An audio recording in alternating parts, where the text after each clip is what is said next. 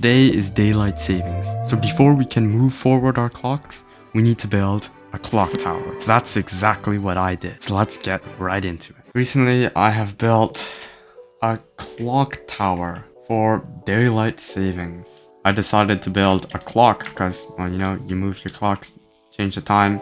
So this is a clock tower. It's pretty tall, taller than all the buildings in this area. And we also have a bell. Oh my god, villagers. A bell right up top because bells, clock towers, you know, they all kind of go together. So almost the same on all sides. Clock on all four sides. You can see the clock, and you can see these chains that are the hands of the clock. I like the shroom lights up top. Makes it illuminate more, easier to see from afar. The shroom lights. The first layer here is like a stone, kind of consumed by a bit of moss. A little bit of a gradient that it goes up.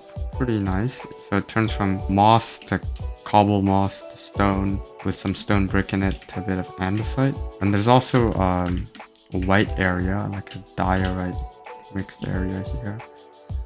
So that's just the middle section. And the clock has this larger feel to it that makes it more apparent in the sky. As you can see right now during sunset. Here we have a spruce door, makes it look a lot more old, almost medieval.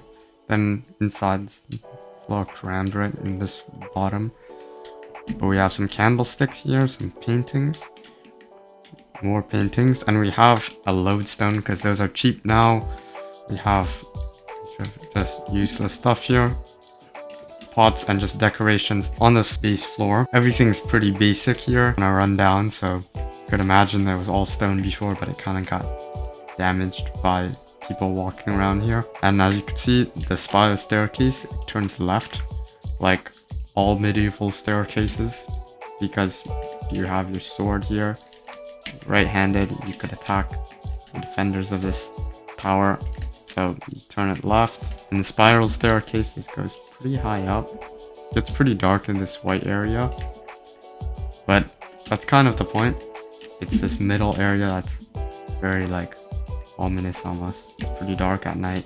There's no mob stall spawning because these are all slabs and stairs, and you could just watch through these kind of old windows, these fences. Couldn't really hide this sandstone, unfortunately, which is the clock itself.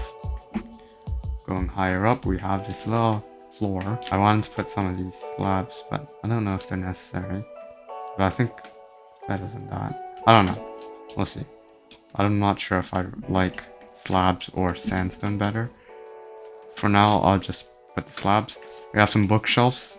I have some weapons here. You could just get a view at this balcony. We have a half-broken anvil because it's supposed to be old. And you would take like their hammer or something and hit on this anvil to make sounds. We also have this big golden bell right at the top of the tower. This is above the clock. So you can see I also put a bell here. You can hear that. Bell could ring inside the big bell. There's no real reason for this, but it's cool. Iron bars. You cannot get out of this area. Like, just physically can't get out. Because these iron bars and this bell is so big. So you could watch what's out around here. All the buildings from this great view. I have a zombie trying to get me. It's the tallest building in this area.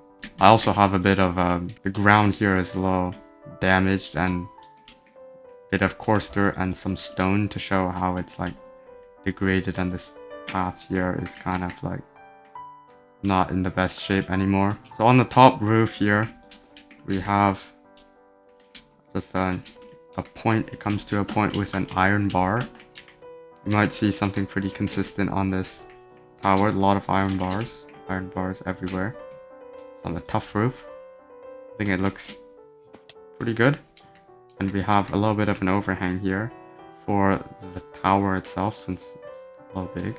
Like the clock area, it's pretty big. So thanks for watching, and don't forget to like and subscribe.